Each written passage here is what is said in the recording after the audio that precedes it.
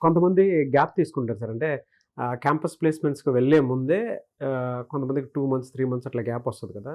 ఈ టైంలో ఎలాంటి స్కిల్ మీద ఎక్కువ ఫోకస్ చేస్తే బావుంటుందండి? సో ఏ ఫ్రెషర్‌కైనా అండి ఫస్ట్ రౌండ్ జరిగేది యాప్టిట్యూడ్ రీజనింగ్ రౌండ్. హ్మ్. సో అది ఫస్ట్ క్వాలిఫై అవ్వాలి.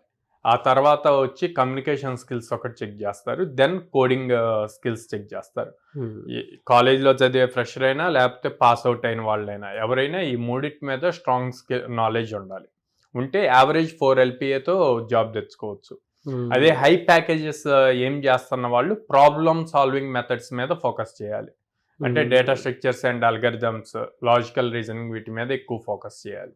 చేస్తే high packages above 6 lakhs package job crack చేయగలుగుతారు ప్రొడక్ట్ బేస్డ్ కంపెనీస్‌లో. ఎవరైనా సరే ఫ్రెషర్స్ ఉన్నారు. చాలా మంది స్టూడెంట్స్ అవును. ఇప్పుడు 24, 25 పాస్డ్ ఔట్. అవును. మిమ్మల్ని అప్రోచ్ అవుదాం అనుకునేటువంటి వాళ్ళే చాలా మంది ఉంటారు. అవును. ఎలా సార్ మిమ్మల్ని అప్రోచ్ అవ్వాలంటే?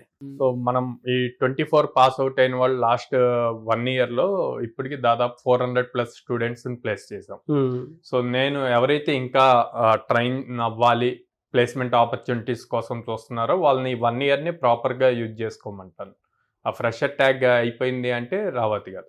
సెకండ్ హ్మ్. 2025 ఇప్పుడే పాస్ అవుట్ అవుతున్నారు. సో వాళ్ళు ఎలాంటి డౌట్ లేకుండా మన దగ్గర జాయిన్ అవ్వచ్చు.